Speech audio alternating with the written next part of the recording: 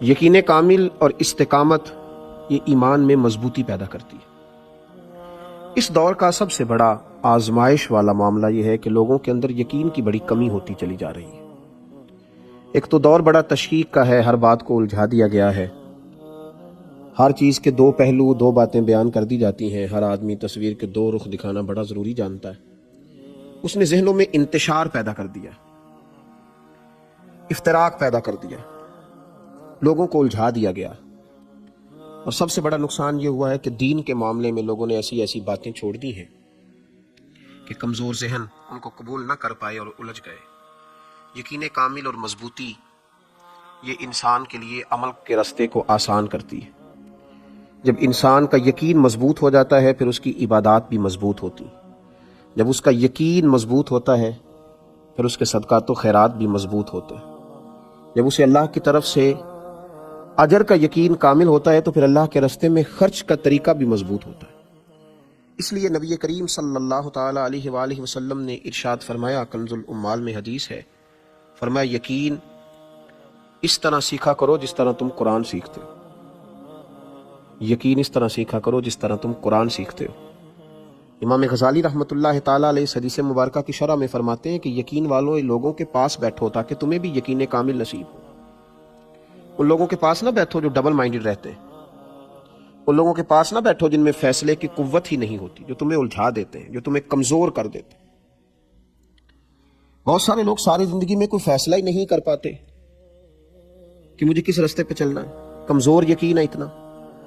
اور ہمیں ویسے بھی اس قدر زیادہ لوگوں سے ملاپ ہوتا ہے کہ لوگ کمزوریاں پیدا کرتے ہیں، جی خود ہی کھانا ہے، جی خود ہی کمانا ہے، جی کہاں سے ملتا ہے، کیسے ملتا ہے، اور میاں کمانا خود ہی ہے لیکن دیتا اللہ ہے، کوشش خود ہی کرنی ہے پر نوازتا اللہ۔ یہ یاد رکھنا پڑے گا، اس پر ہمیں توجہ دینا پڑے گا۔ یہ کیا بات ہوئی کمزور باتیں کرنا اور یقین کے اندر کمزوری لانا؟ اقبال نے ایک مثال دی، اقبال کہنے لگے کہ دنیا میں غلام کی زندگی بڑی بدتر ہوتی ہے۔ جو کسی کا غلام ہوتا تھا نا، عرب کے لوگ اپنے غلاموں کو بڑی تکلیف دیتے تھے، ان کا جانور وہ ان کی مرضی کے بغیر دھوپ میں سے کھول کر کے چھاؤں میں باندھ نہیں سکتے تھے، اتنے تکلیف ہوتی تھی کہ تمہیں یہ بھی اگر باندھا نہیں ہے تو پھر بھی مار پڑے گی کہ تمہارے سامنے جانور جو ہے وہ بندھا رہا اور تم نے دھوپ میں سے کھول کے چھاؤں میں باندھا نہیں، اور اگر اس نے باندھ لیا تو پھر بھی مالک مارتا تھا کہ ابھی تم اتنے بڑے ہو گئے ہو کہ پوچھو گے بھی نہیں اور کام کرو گے۔ تو غلام کی زندگی بڑی کمزور، بدتر اور تکلیف والی ہوتی تھی۔ تو اقبال کہنے لگے، سن اے تہذیب حاضر کی گرفتار، غلامی سے بدتر ہے تیری بے یقینی۔ اگر تو بے یقین آدمی ہے نا تو پھر تو اس غلام سے بھی کیا گزرا ہے جس کی زندگی اتنی کمزور ہے کہ اس کی کوئی اپنی مرضی نہیں، اس کے لیے کوئی دستور ہی نہیں۔ یقین کامل والی زندگی ایک حسن ہے۔ نبی پاک صلی اللہ علیہ وسلم کی خدمت میں حضرت عبداللہ بن بصر رضی اللہ تعالیٰ عنہ حاضر ہوئے۔ وہ دور کسی جگہ کے رہنے والے صحابی تھے، حاضر خدمت ہوئے تو عرض کرنے لگے، یا رسول اللہ صلی اللہ علیہ وسلم، میں بڑی دور سے آیا ہوں اور بوڑھا بھی ہوں۔ یا رسول اللہ صلی اللہ علیہ وسلم، نہ جانے دوبارہ لوٹ سکوں کہ نہ لوٹ سکوں، اور حضور ممکن ہے زندگی بھی اتنی وفا کرے نہ کرے، مجھے کوئی ایک ایسی بات بتائیں جس پر میں جم جاؤں تو میری دنیا بھی بن جائے اور آخرت بھی بن جائے، تو اس پر ڈٹ جاؤں تو میری دنیا بھی بنے، یعنی یہاں کی بھی مجھے کامیابیاں ملے، یہاں بھی اگر میں سوسائٹی میں کوئی مقام لینا چاہوں تو وہ بھی اللہ مجھے عطا کرے، مجھے ایک ہی بات بتائیں۔ نبی پاک صلی اللہ تعالی علیہ وسلم نے ایک ہی بات ارشاد فرمائی، فرمایا جب تو کہے نا اللہ میرا رب ہے، پھر اس پر ڈٹ جا، پھر اس پر ڈٹ جا، کھڑا ہونا سیکھ، سٹینڈ لینا سیکھ، یقین کامل پیدا کر۔ پھر یہ تیری جو کمزوری ہے نا، تیرے ٹوٹتے جملے، تیرے بکھرتے لفظ اور تیرے حروف میں کمی، اور پھر تیرا کمزور لب و لہجہ، تیرا بہت بڑا دعویٰ اور پھر ذرا سا کسی کا فون آنا اور تیرا بکھر جانا، تیری بڑی باتیں پر تیرا انداز وہی کمزوروں جیسا، پھر اس سے نکل، پھر تو کہیں کھڑا ہونا سیکھنا، پھر ذرا کچھ معیار زندگی پیدا کرنا، اگر دنیا میں جینا ہے تو کچھ معیار پیدا کر، پھر ذرا حوصلہ پیدا کر، پھر یقین کی دولت اپنے ہاتھ رکھ، پھر ذرا مضبوطی دکھا۔ ہمارے معاشرے میں ایک مایوسی ہے جو تیزی سے پھیل گئی ہے، مسلمان جی کمزور ہیں جی، ان کا کچھ نہیں بن سکتا، پاکستان میں جی بڑے حالات خراب ہیں، اس کا کچھ نہیں بن سکتا، وہ جی میں غریب آدمی ہوں، غریبوں کے بچے تو بڑے نہیں نہ بن سکتے۔ یہ ساری مایوسیاں پھیلائی گئی ہیں، یہ یقین کی کمزوریاں ہیں، یقین کی کمزوریاں ہیں۔ عرب کے بدو کیا کچھ بن سکتے تھے؟